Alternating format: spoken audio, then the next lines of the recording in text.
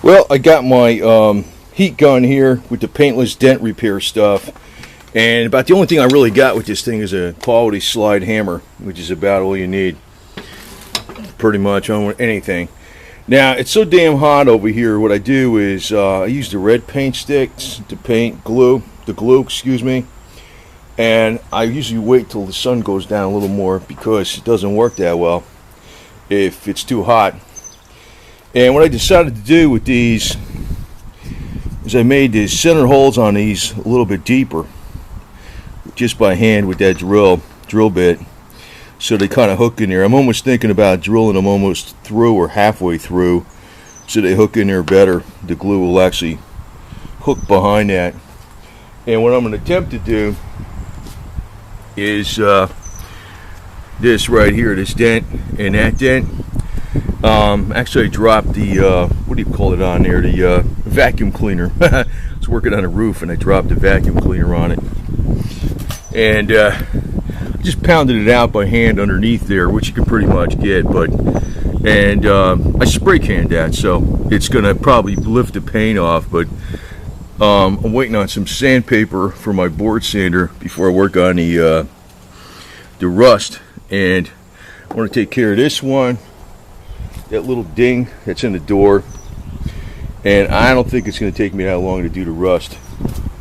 And the plan, I got the Cosmoline. The plan of attack is get the rust on the bottom of the quarter panels, the doors, and leave that alone, and then paint this copper colored stuff next. And also I got to get inside those doors. That might be a bitch, but then again, I don't know. Once I get rolling, it might go very, very fast, because I've got to get everything in line first. And I'm waiting on some parts for that car, a couple minor parts, before I freaking start this thing. So let's put the glue on there and see what it does.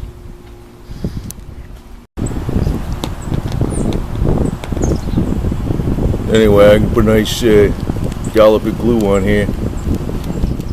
Shit dries. This shit freaking, it's a lot. That's a hell of a lot.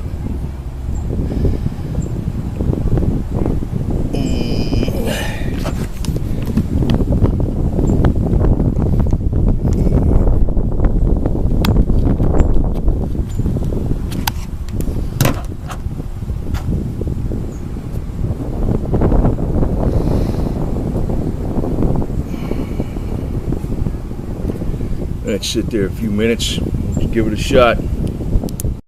Well, we'll see what happens here. It might rip the paint right off real easy. Just tapping it. Yeah, not too cool. It's probably not strong enough for this deal. This is a dent. This is going to need to make the stud puller. That ain't gonna work. It pulled some of the paint off. That ain't gonna work. This needs a stud puller. Oh well. Okay, I just took the grinder over there, ground down the metal a little bit. You know, it's just a spray can job anyway. So this is a old Chinese Chicago electric stud welder. You take a stud, you stick it in there, and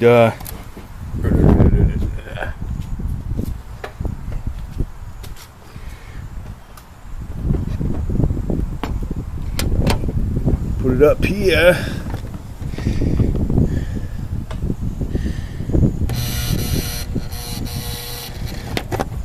That should hold it.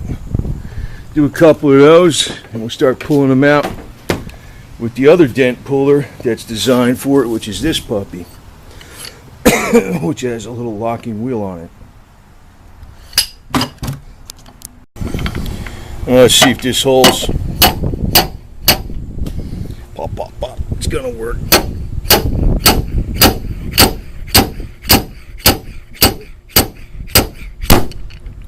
Yeah, it's pulling it out. So that'll be the method. Well, I took most of it out. I'm gonna probably tap a little bit of it out from the roof and from inside the roof with a wooden handle, but it's pretty much out, you know. So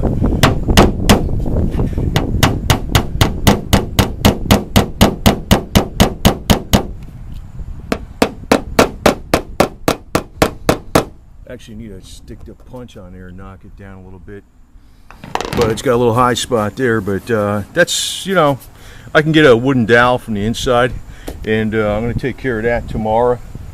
And a little spot on, there's this thing too. Probably leave that alone for now. And there's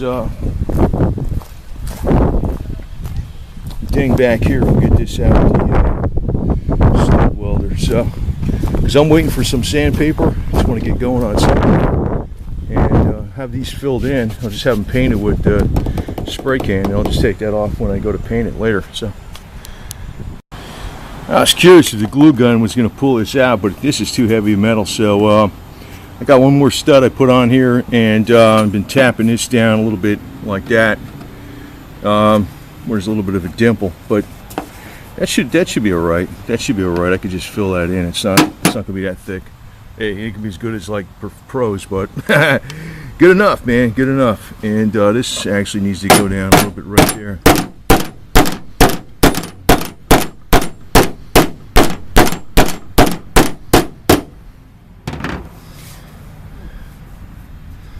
Not too bad.